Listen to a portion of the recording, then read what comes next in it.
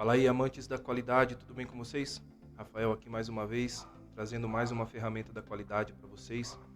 Hoje a gente vai falar sobre FEMEA de processos. Você deve estar se perguntando aí o que é FEMEA, como aplicar, como utilizar, como preencher a planilha. Vamos mostrar para vocês um exemplo aqui de planilha de FEMEA, passo a passo, para que serve cada coluna, cada etapa do processo. Para você que está chegando agora, já deixa seu like, já se inscreve no canal, ativa o sininho para receber toda semana notificação de vídeo novo aí a respeito das ferramentas da qualidade. Então, sem mais delongas, bora pro vídeo. Bom pessoal, então vamos lá, mais uma ferramenta aqui de forma dinâmica para vocês poderem complementar aí os seus estudos, o seu conhecimento. Vamos para a planilha. É claro. Essa daqui é uma planilha, um exemplo, tá, de FEMEA. Você deve estar se perguntando, para que serve a FEMEA? Aqui tem já uma prévia no título da planilha, ó, análise de efeito e modo de falha potencial.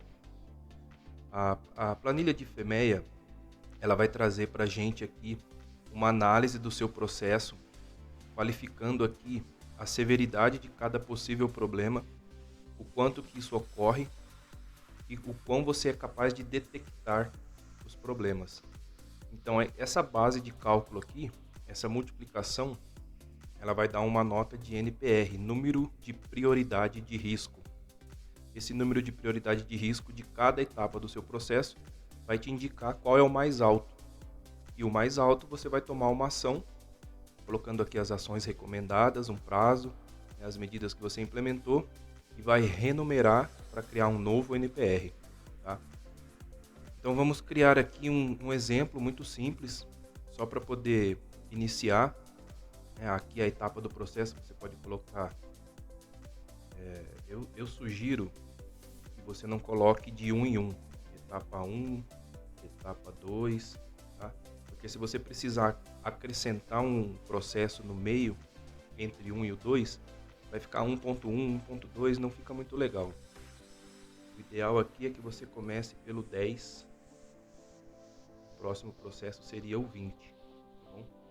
Para que, se caso você precise incluir um processo aqui dentro, eu tinha um processo onde o operador pegava uma peça e embrulhava, e eu precisei acrescentar um processo de inspeção entre a saída da peça e embrulhar no pacote. Esse processo de inspeção vai aqui no meio, como 11, 12, 13, enfim, você vai acrescentando processos aqui no meio. Então, na nossa etapa do processo, vamos usar como exemplo aqui uma receita de fazer café. Descrição do produto ou do processo. Dentro do produto ou dentro do processo, você vai ter que dividir em etapas o mesmo processo. Por exemplo, como que a gente faz um café? Né? Você põe água para ferver, você pega o coador, coloca no suporte, você coloca o açúcar na água, ou você coloca o açúcar depois, ou você faz sem açúcar. Então, etapas do processo, como se fosse uma instrução de trabalho. Na verdade, é um spoiler aqui do nosso próximo vídeo, né? Nós vamos fazer uma instrução de trabalho aqui de como fazer um café, como coar um café, por exemplo. Então, cada etapa do processo de fazer café, você vai enumerar aqui na nossa planilha, tá? Então, por exemplo, aquecer a água.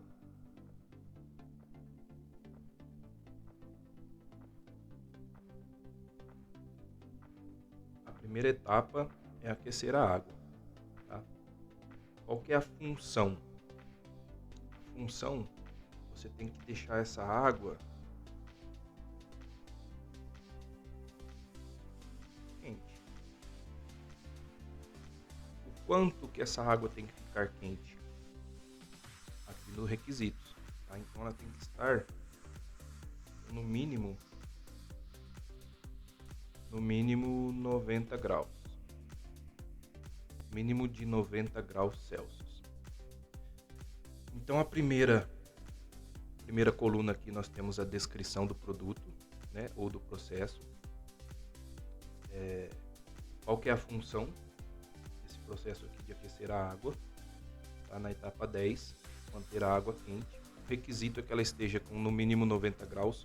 O requisito, na grande maioria das vezes, ele vai exigir uma escrita quantitativa, né? Você vai ter que colocar uma meta aqui. Vou aquecer o café com quantos graus? Eu vou tirar a rebarba de uma peça de plástico, mas quantos que é permitido? Eu tenho que tirar a rebarba, mas quantas eu posso deixar? Um ponto, 2 pontos, 3 pontos. Então o requisito ele vai, na maioria das vezes, exigir um número aqui, para que você consiga ter uma meta aí do seu requisito.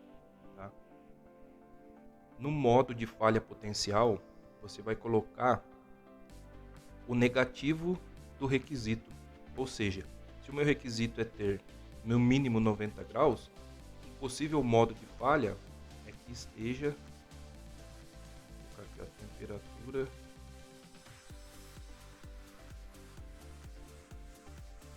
abaixo de 90 graus. 90 graus. Tá? Então o modo de falha é o negativo do requisito. Eu preciso que ele esteja no mínimo 90 e um possível modo de falha é que a temperatura esteja abaixo de 90. Tá? E qual que é o efeito que isso vai causar? Se eu não conseguir detectar isso, o que pode acontecer se a água estiver com menos de 90 graus? Queda no sabor, posso colocar, ou tempo de preparo maior. Por exemplo, não sei se isso acontece, tá, pessoal? Só um exemplo, mas você pode ter um sabor diferente no café, ou você pode ter, como a água não está tão quente, você pode ter um tempo de preparo maior do que o esperado. Se a água estiver quente, vai coar o café em 5 minutos. Se estiver menos quente, vai coar em 12, 15 minutos. Então é só um exemplo aqui de processo de produção. Aí, você pode listar aqui vários efeitos. Se a água estiver abaixo de 90, você pode prever aqui vários efeitos do que você acha que vai acontecer. Pode ser que tenha algum efeito que você não conhece, mas os que você já conhece, você vai listando aqui. E aí vem a coluna da severidade. O que é severidade? Nós temos aqui uma tabela de critérios, onde nós vamos colocar aqui na severidade. Aquela coluna nós vamos numerar ela de 1 até 10. Então de 1 até 10, aqui ó, o 1 sendo menos severa e o 9 e o 10 sendo muito alta, muito severa. 1, por exemplo, o cliente mal percebe que a falha ocorreu. Então não é tão importante para o processo a água estar abaixo de 90. Pequena, que seria o 2 ou 3. Ligeira deterioração do desempenho com leve descontentamento do cliente. Ele percebeu, mas tá bom, vamos assim mesmo. 4, 5 e 6. Deterioração significativa do processo, do desempenho de um sistema com descontentamento do cliente. Opa, aqui o café não ficou bom e o cliente percebeu. Então eu vou numerar aqui entre 4, 5 e 6. 7 e 8 é alta, o sistema deixou de funcionar. Se tiver abaixo de 90, não vai coar o café. No nosso caso aqui não é isso, mas não vai coar o café. Um exemplo, deixou de funcionar, você não consegue fazer a próxima etapa. E muito alta quando existe algum item de segurança. É igual ao anterior, não funcionou e ainda assim existe um risco de segurança, tanto para quem faz o produto quanto para quem consome. O cara que está tomando café corre risco de segurança, ou o cara que está fazendo o café tem algum risco. Não é o nosso caso. Então aqui eu colocaria aqui deterioração significativa do sistema, com leve descontentamento. Se o cara está com, vamos supor que um dos critérios aqui é o tempo, o tempo de preparo. Se o cara está com pressa, uma cafeteria, precisa sair no tempo certo, senão a pessoa vai ficar descontente. Então, eu colocaria aqui nesse nosso exemplo para ambos, tanto na queda do sabor quanto no tempo, tá? E essa classificação aqui, voltamos aqui na tabela de critérios, para poder classificar. Temos aqui uma tabelinha de classificação, tá? 1, 2 e 3.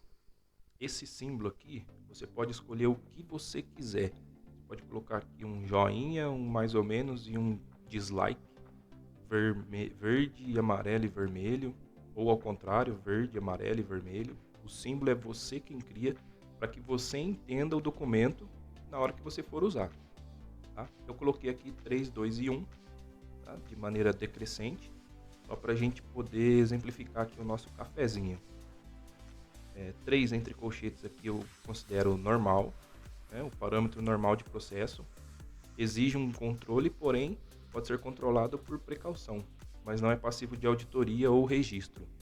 Então, quando você tem lá o seu plano de controle para registrar, é muito importante que isso esteja presente no plano de controle para que eu possa auditar. O auditor, quando vier no meu processo, ele vai querer saber qual a temperatura que estava o meu café. Se ele vai querer saber, eu preciso manter registro. Aqui está falando que não é passível de auditoria ou de registro. Então, não é uma classificação normal. A temperatura é importante. Nós vamos da normal para especial. Coloquei aqui um símbolo entre colchete 2. Afeta a função primária, ou seja, o café tem que estar quente. Ninguém gosta de café gelado, então já é um indício. E é um requisito do cliente. O cliente quer que esteja desse jeito quente, porque senão ele não vai comprar. Então aqui já é um indício forte de que a gente pode usar esse símbolo aqui, 2, entre colchete, no nosso exemplo do cafezinho. E crítica, da mesma forma da severidade, quando afeta a segurança ou alguma legislação. Se tem alguma lei que afeta aquele processo, eu preciso colocar crítica. Se afeta a segurança do operador ou do consumidor, eu tenho que colocar crítica. Tá? Então, no nosso caso aqui, vamos considerar o 2 como característica especial. Vou colocar aqui colchete 2.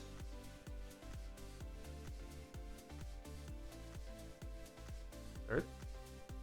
Embaixo também.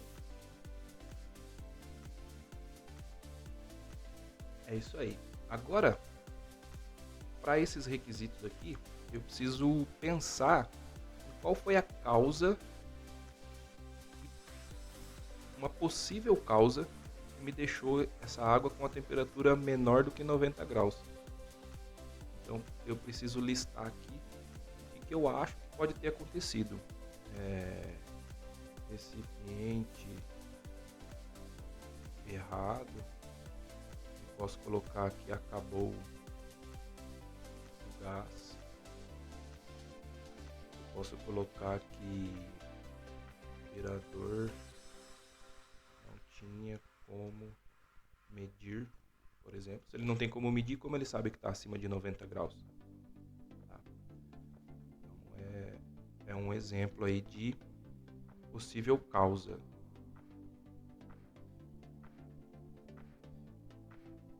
Feito isso, eu vou tabular o nível de ocorrência que cada uma dessas possíveis causas acontece no meu processo. Usar o recipiente errado. Vou lá no critério das ocorrências. Aqui, ó. Mesma coisa da severidade, tá? Com um índice de 1 a 10, aqui sendo 1 muito remota e 9, 10 muito alta. E aqui uma tabelinha para a gente poder se guiar com relação a números. Por exemplo, é 1 em 1 milhão que eu uso o recipiente errado. Moderada, cada 400 vezes que eu faço o café, eu uso um recipiente errado. O operador pode pegar um recipiente errado. Uma para duas, cada 2 cafés que eu faço, o operador usa o recipiente errado, muito grosso, muito fino, enfim, usou o recipiente errado para fazer a água. E aqui, se vocês perceberem, tem um índice de CPK, que a gente viu no vídeo passado. Aí eu vou deixar para vocês aqui um card com um vídeo que fala sobre estudo de capabilidade, tá? Porque esse estudo de capabilidade ele vai ajudar a compreender esse CP e CPK aqui. Tá bom. 1 em 1 milhão é um CPK maior que 1.33. A gente viu lá no outro vídeo que um CPK maior que 1.33 é um processo que está sob controle estatístico. Então é difícil disso acontecer, é uma coisa boa, é um processo bom, é difícil do operador errar. O 2 e o 3, 1 em cada 20 mil ou 1 em cada 4 mil, esse intervalo é um CPK maior que 1. Ele está entre 1 e 1.33. Então ele já é um processo que não está sob total controle, mas também não é um processo que está descontrolado. O operador pode errar ou pode não errar. E aqui, daqui para baixo é o CPK menor que 1, daí o processo está descontrolado. Vamos supor que a gente está fazendo essa instrução para uma cafeteria pequena e o operador ali ele tem 1 ou 2 recipientes só para fazer o café, ou uma máquina. Então não tem como ele pegar o recipiente errado, é só aquele que ele usa, ou ele só tem um, tá? Então, se ele tiver 2, podemos considerar aqui uma ocorrência pequena, uma nota 2. Vem aqui e coloca nota 2. Tá? Acabou o gás. Qual é o controle que você faz para evitar que acabe o gás? Isso acontece com muita frequência. Quantos cafezinhos você faz por dia, por mês, e aí de repente acabou o gás? A água não esquentou ainda totalmente, mas eu vou fazer o café assim mesmo. Cada 80 cafés, cada 1000 cafés, cada 4.000 cafés, vamos colocar aí uma nota 2 também, aí entre 4.000 e 20.000 cafés que você faça, acabe o gás, você perca esse controle. Aqui embaixo, o operador não tem como medir. Tem algum controle, algum termômetro, algum indicador na máquina sua? Não tenho, não tem nenhum. É muito alta a chance de isso acontecer. Porque eu coloquei um parâmetro lá no meu processo, eu não posso deixar a água ferver, por exemplo. Um requisito, né, de qualidade da minha cafeteria. O café bom tem que estar entre 90 e 99. Eu não posso deixar o café ferver, a água ferver para fazer o café, porque vai queimar e perder o sabor. Isso você pode colocar no seu FEMEA também. Requisito, em vez de colocar mínimo 90, você pode colocar entre 90 e 99. Então eu não tenho um termômetro. Qual é o risco disso acontecer? É muito grande, né? Se você não tem termômetro, colocaria aqui ou alta ou muito alta, tá? Vamos exemplificar aqui com, sei lá, o número 9. Pois bem, controles atuais. Qual o controle que eu tenho que vai evitar que o operador pegue o recipiente errado? Qual o controle que eu tenho que vai evitar que acabe o gás no meio do meu processo? Qual é o controle que eu tenho para o operador saber qual é a temperatura que está? Aqui vão nascer as instruções de trabalho e os planos de controle, que é o assunto do nosso próximo vídeo. Você vai criar lá uma instrução de trabalho sobre como fazer o café. E uma das etapas da instrução de como fazer o café vai ser a escolha do recipiente. Vai ter lá uma foto ou um número identificando com uma etiqueta no recipiente. Você vai colocar essa instrução de trabalho aqui. Dentro dessa instrução de trabalho, eu vou ter um controle de gás. Antes de começar o processo, uma vez por turno, uma vez por dia, uma vez por semana, enfim, eu vou ter que criar uma maneira de medir o quanto de gás que eu tenho. Vou abastecer uma vez por semana, vou abastecer todo dia, vai ser com uma balança, põe o botijão na balança, ou eu vou ter um indicador dentro dessa instrução. Pode ser a mesma instrução de fazer café, ou pode ser só um plano de controle separado para você controlar aí o consumo de gás para poder fazer seu financeiro, enfim.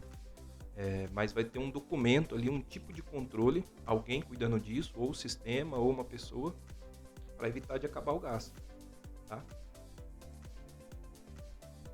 E aqui, qual é o controle que eu vou criar para o operador medir a temperatura da água?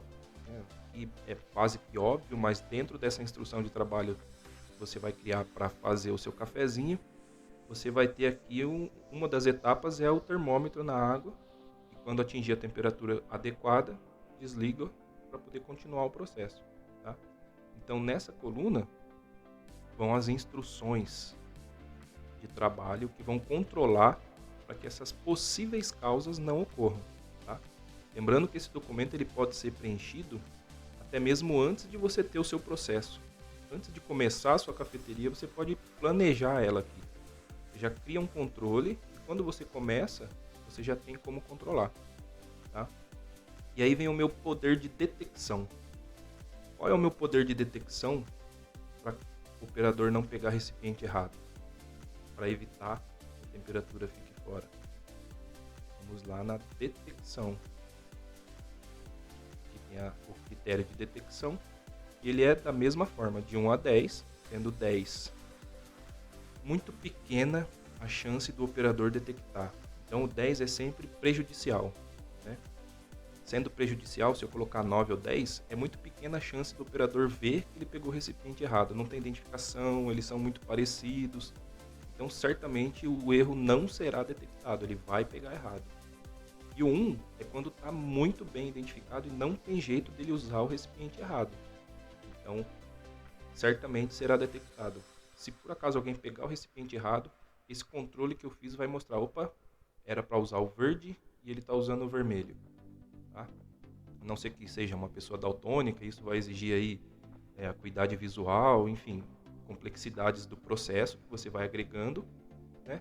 Mas se você optar por cor, por exemplo, no seu processo de contratação, no seu processo de treinamento dos operadores, vai ter que ter uma etapa aí de acuidade visual para o seu operador. Eu coloquei um sistema de cor que é infalível, e aí o meu operador é daltônico, como é que faz? Tá? Então, a cor, claro, foi só um exemplo, mas 1 é quando eu consigo detectar o problema e 10 é quando eu não consigo. Tá? Então, provavelmente será detectado aqui, é um moderado, né, entre 5 e 6. Eu vou colocar aqui um 4. É grande a chance de detectar que pegou o recipiente errado, porque eu só tenho 2. Então, eu vou no 3 aqui, porque se ele pegar errado, quase que sempre ele vai conseguir ver que pegou errado. Qual que é a detecção? Qual que é a minha capacidade de detectar que o gás está acabando? É a mesma coisa, tá? Provavelmente não será detectado se eu não tiver um controle, né? Se eu não criei aqui o meu controle ainda, como eu não criei, tá em branco a planilha, eu vou ter que fazer um controle, provavelmente não será detectado. Tá? Então aí é pequena a chance de eu detectar esse problema. Vou colocar aqui um 8 para exemplificar o nosso processo. E o operador não tem como medir qual que é a capacidade de detecção se eu ainda não tenho um instrumento, não tenho uma instrução. Certamente não será detectado. Tá? Esse daqui é o maior problema, com certeza, desse processo.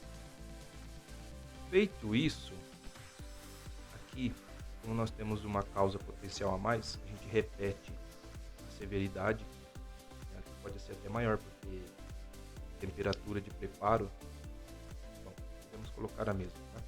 Só para exemplificar. Como não tem mais um efeito aqui, a gente só aumentou uma possível causa para esse mesmo efeito, a gente repete a nota aqui, para a planilha poder calcular. Esse cálculo aqui nada mais é do que uma multiplicação, né, desses 3 requisitos, ele dá um número de NPR. Analisando o NPR, pode perceber que o maior é esse daqui, 450. Ah, mas qual é o número bom? Pessoal, não tem um número bom. Essa planilha vai trazer uma classificação do maior para o menor.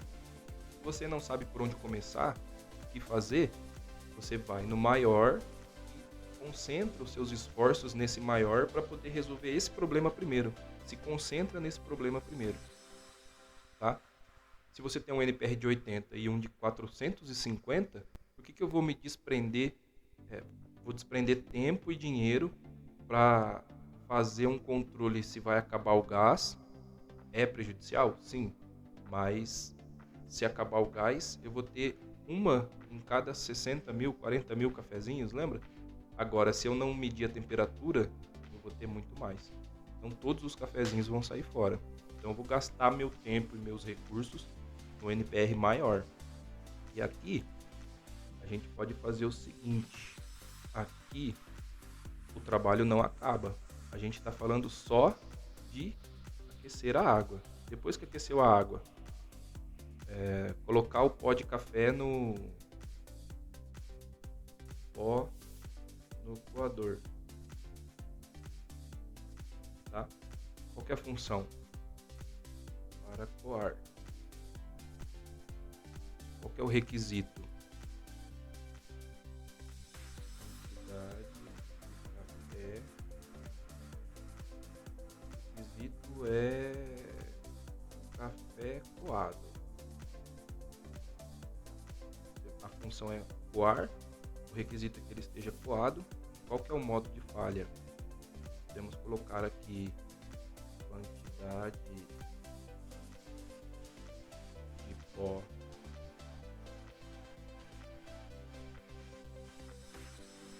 maior que 40 gramas, sei lá, ou quantidade de pó menor que 20 gramas. Então tenho aqui